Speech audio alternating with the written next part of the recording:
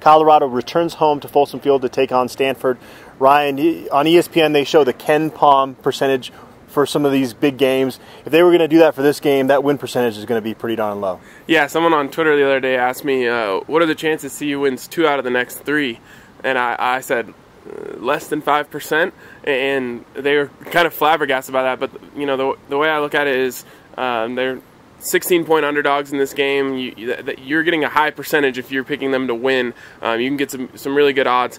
I think, you know, less than 20% would probably be where you would look at this game in terms of a possible win for the Buffs. Top to bottom, this Stanford team is, in my opinion, the best team in the Pac-12. They're still they're the last remaining undefeated team in terms of conference play. They kind of laid an egg in that season opener against Northwestern. Mike McIntyre talked a little bit about that's first game of the year, early start, some different factors in that game. He knows all about that. He does know all about that. Since then, this Stanford team has looked really good. Kevin Hogan, throughout his college career, has been pretty inconsistent, kind of a Jekyll and Hyde type of player, but he ranks second in the conference in passing efficiency this year. So it's been a lot more good Kevin Hogan than bad Kevin Hogan so far this season. Yeah, it seems like he's just a guy on a long list of people who got their kind of coming out party against CU. If you remember back when he did come into that game and kind of took over that, he's very inconsistent, and when you watch him, you don't necessarily like the way he plays. He has a funky throwing motion. He doesn't necessarily put tons of zip on the ball. He doesn't do anything that's that impressive, but you know, the ball hits the guys in the numbers when he's going well, and it's hard to stop. So he's it's hard to predict how he's going to play week in, week out, because you just never know with him. And obviously Christian McCaffrey, a Colorado kid, making big plays for Stanford, leads the country in all-purpose yards by a pretty wide margin. A lot of times guys from Colorado go elsewhere and they have success, and it just kind of tortures the CU fan base. Kenny Bell would be an example. With Christian, though, throughout his recruitment, it never really looked like he was considering Colorado, so I don't think Buffs fans really got their hope up too much that he was ever coming here. I feel like it's not as torturous the success he's been having there. Yeah, I think actually for the most part people are happy for him. We always talk about how CU fans can't get mad at a guy who goes to Stanford over CU. It's one of those ones that people are usually like, okay, yeah, you have an opportunity to go to Stanford, you take it.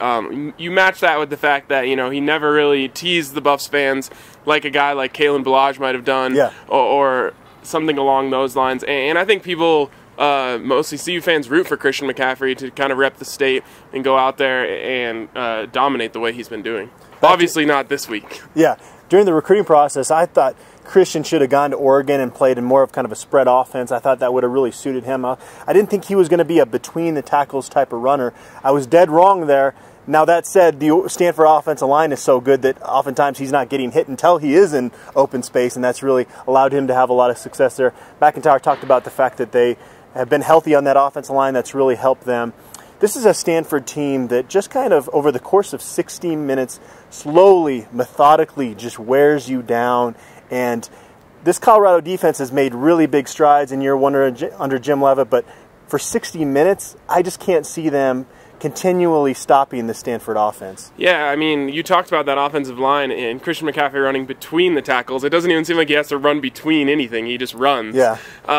And that's what scares you when you think about this, because they are so good, and no matter how well Jim Leavitt gets this defense prepared, it's still going to be a talent on talent in the trenches type of thing, where that Stanford offensive line, sometimes it seems like they put like 14 guys on the line and just blow you apart, and there's just a hole.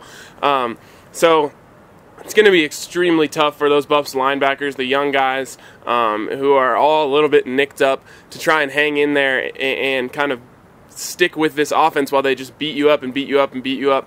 But it's one of those offenses that it's not so explosive all the time that you think, oh, it's going to be like Oregon a couple years ago where they just run around the edge and they're gone on every play.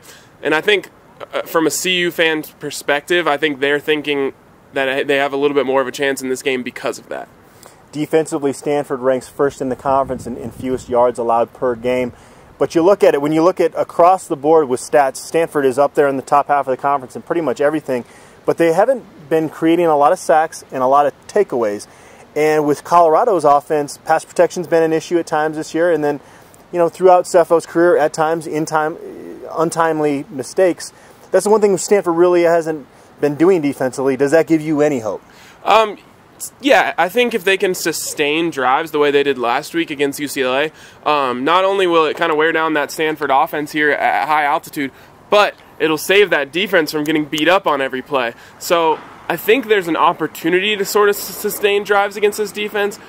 But again, you have to be able to avoid those turnovers. It's not that they're incapable of doing it. You got to hang on to the ball, and you got to protect Cefo. And if you can do those things, I think you can hang around in this game. Colorado with 114 plays run against UCLA. I can't imagine they'll be able to do anything like that this Saturday, but we heard Mike McIntyre talk a little bit about that is a key to be able to get that play count up against this team. Yeah, after running 114, he just said they wanted to stay away from the basement of 50. So I think he knows the difference between those two. And Stanford's been able to hold a couple teams to that low. So it'd be interesting to see if the script kind of flips in this game, whereas Stanford wants to stay on the field and the Buffs are kind of fighting to get their offense back out there. And Mike McIntyre said that's like a stressful situation for a coach when you just can't get your offense out there. So I think that is going to be an interesting thing to look at. It's not always a big storyline. The plays, anything can happen when you look at last week. Colorado runs 40 plays in the second quarter. UCLA runs 4, and UCLA scores 8 more points than they do. So, but I think in this game, I think the time of possession will be an interesting thing to look at, just because of how much a defense can get worn down up here. Ryan, each week this season we've picked a spotlight. We've spotlighted a particular position or player. In the past, we did a pick to click. I don't think we've ever picked Nelson Spruce because we just expect so much out of him. Can you recall a time we ever did that? No, I don't think so. It almost last year felt like too easy of a pick. Yeah. Well, this week I'm going to pick Nelson Spruce as my pick to click. And you talk about being a heavy underdog. You need your best player to play out of this world to be able to have a chance. And so Nelson Spruce, I feel, is going to have a huge day for them to stay in this football game. Obviously, is the Pac-12's all-time leading receptions leader now. And it's kind of crazy. You look up in Pullman, and Gabe Marks right now, who's a junior, is only 81 receptions behind Nelson Spruce. There's some questions. Maybe he could potentially go early to the NFL, but he wouldn't be projected as like a top 3 pick. So there's a very good chance he comes back. And it would be kind of sad to see Nelson Spruce's record get broken the year later. So I think all Colorado fans should be hoping for him to really rack up those receptions here in the last few weeks. Yeah, feed that man. It's so fun to watch him go to work, and I wrote it this week. I said, when you're up here at Folsom Field this week, watch Nelson Spruce for an entire offensive possession. Don't watch the ball. Just stick your eyes on Nelson Spruce and watch him go to work, because what he does is so technical and so sound that it's really a thing of beauty to watch. I mean, you can even go look at the vine of that catch he made to break the record, and it's so classic Nelson. He goes up, he gets bumped, throws the guy's arm off, and makes a great cut, makes the catch, and turns upfield. It's like sometimes the things he does blows my mind, because it's like this is exactly what Troy Walters told him in practice. So go up there and just choose one possession this week and just watch him work, because even if he doesn't get the ball, everything he does is so sound that it's honestly amazing. Who are you going to spotlight this week? I'm going to stick my spotlight on a young guy in Patrick Carr.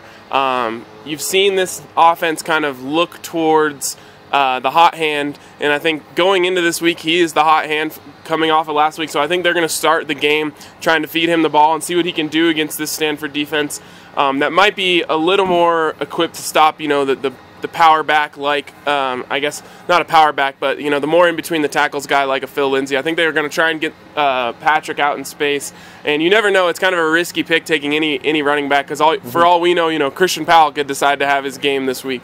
So. But I think Patrick Carr had a really nice game last week, and you saw what happens when he gets 19 carries. He can break the century mark and kind of bust open some runs. I love how patient he is. He's easily the most patient back that we've seen from the Buffs this year, and Donovan Lee's also been patient too. But it's nice to see a guy who can kind of wait for his offensive lineman and then hit the hole. I think Patrick Carr has a big game for them. Well, I think early on in the season you saw some patience, but then not that immediate decisiveness when there was a hole. We finally saw that at UCLA last week. On a scale of 1 to 10, how starved do you think this CU fan base is for a future back to emerge? It seems like since Rodney Stewart left, we've been searching for that moment when a guy emerges. We just haven't seen it consistently put together by any of these backs. Yeah, I mean, 10, I guess. I think, people would love to just say that's our guy. And I think eventually it will be Patrick Carr. But right now, it's hard to take the ball out of a guy's hands like Phil Lindsay, who can be such a leader for you and is able to make plays and runs with that grit that you'd love to see out of any back. And then it's hard to keep the ball out of a guy like Donovan Lee's hands, who's been able to make some plays and does a little bit more for you out of the backfield. You know, you can do a lot more things. You trust him to catch the ball. He practiced at slot wide receiver, you know, all the way up to this season. So it's almost like a wealth of riches there, where they just don't know what to do and how to kind of make one guy emerge. So it's interesting, but I do think as the season moves closer to the end, you'll see Patrick Carr's carries go up. Before we get into our predictions, Ryan, are you okay with the school having its nickname as a color? It's kind of a random deal. The Stanford Cardinal.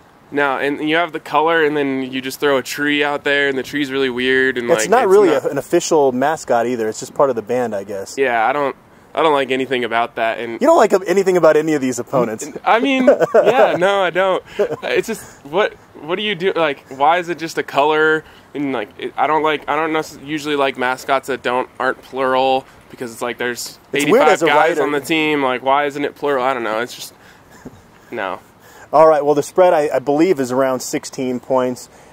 I was telling you before we started here, I could see a lot of different things happening, because Kevin Hogan, while he's been pretty consistent this season, has traditionally had those moments where he just kind of lays an egg on a given Saturday, and you just never know. But consistently, this is a really good football team. You got to pick them to win this football game. I'm going to see something in the neighborhood of Stanford 34, Colorado 20. Yeah, like you said, it seems like anything could happen. We talked before the video. Nothing really would surprise you, unless maybe like a CU blowout would probably surprise us. But anything, you know, from CU squeaks out a win to another close loss to a blowout for Stanford could happen.